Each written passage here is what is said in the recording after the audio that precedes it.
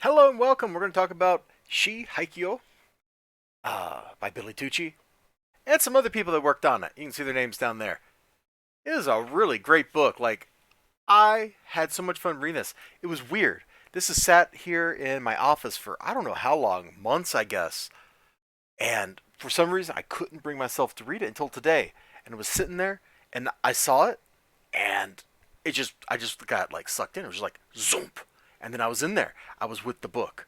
I was in the book. The book and I had become one, or something like that. That's probably a little overly dramatic, but it's a really great book. Trying to explain like why this book is great is going to be really hard because it's so great. Like there's just nothing in here I don't like. So we start off basically in a flashback kind of sequence with her hurrying to her house, where the bad guy here is busy beating up and kidnapping her daughter. Grandpa has already been defeated. See him out here? Yeah, Grandpa's not having a great day. And this guy's definitely got like a thing. You know what I mean? Like there is definitely like something going on here, and it's more than just a little bit on the creepy side. It's great stuff. The art is wonderful. There's a reason I picked this two-page spread. One, because it showed like some of this early violence here, which is drawn like pretty brutally, man. Like that kick right there looks like it hurts. That looks like that hurts a lot.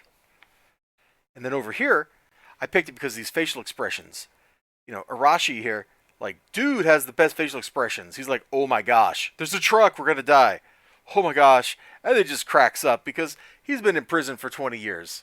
As he says, everything is fun. And who can blame him, right?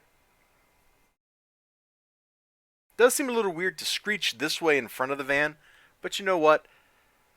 I ain't gonna worry about it, bro. She's driving like a maniac, and that's okay.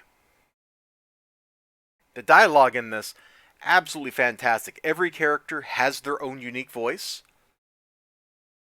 and they stay true. Like, there's nowhere where, say, Crazy Dude here sounds like somebody else. He always sounds like Crazy Dude with his obsession. Other Crazy Dude always sounds like himself. He never sounds like anybody else. She never sounds like anybody else. Like, it's fantastic. All the voices are there. They're constant. It's wonderful stuff. And you kind of see some of the aftermath here. There's poor Grandpa. Got beaten up. Secret message from the villain to she.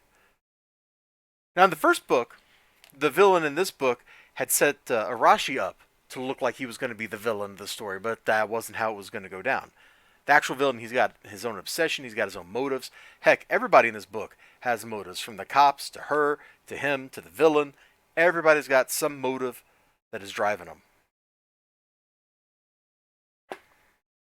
And before you get in here thinking, oh boy, this looks like just a bunch of like political stuff or like, like talky stuff, it's not. That's a great little bit, isn't it? Where she's wearing the busted mask.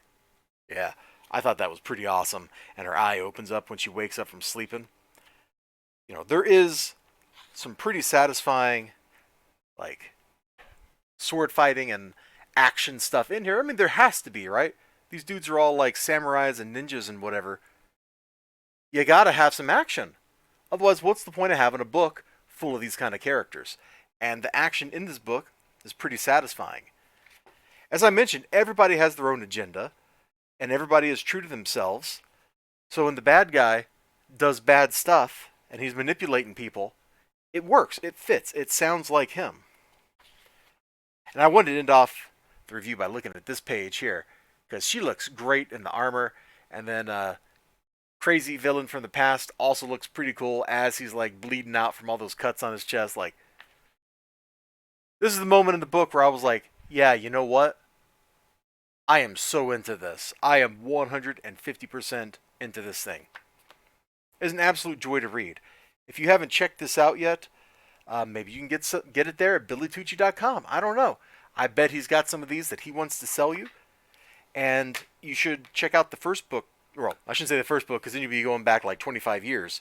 But you should check out the prior volume that sets up this story directly. It is fantastic stuff. Now, she is a character I didn't know a lot about coming into this. I'd got a couple She comics from somewhere, probably out of the 50 cent bin or something, and they were all excellent. I got a review of one of them, and it was like, this book is one of the most beautiful things I've ever seen. This book is really great. I don't know if I'd rate it as one of the most beautiful things I've ever seen, but it is absolutely fantastic. It is definitely up there. Billy Tucci's art is A plus. Problem is, once you get to a certain level, it's hard to judge who's better because the styles are so different. But I really like this. You know, I'm going to go ahead and say it. Some of the pages in this book are some of the most beautiful pages I've ever seen in a comic book. There, I said it. I did it. Done. And that's my review of She Haikyo. Check this out. I bet it's not in demand anymore because I think I backed this like a year ago. Is there a date on this somewhere? Well, there's a like 2020 right there. So I don't know when I actually got this or paid for it or whatever. It was a while ago. And I just now read it, and it was great. Everything is fantastic. All right. Take care of yourselves. I hope to see you again next time. Until then, bye-bye.